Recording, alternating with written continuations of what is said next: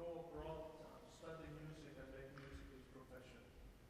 I went to Denmark, I went to Germany to study, and settled in Edinburgh in Scotland, and worked there for the rest of his life, almost. I will say more here towards the end of his life.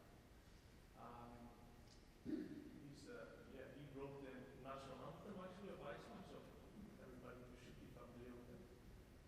And the piece we're going to play called Revel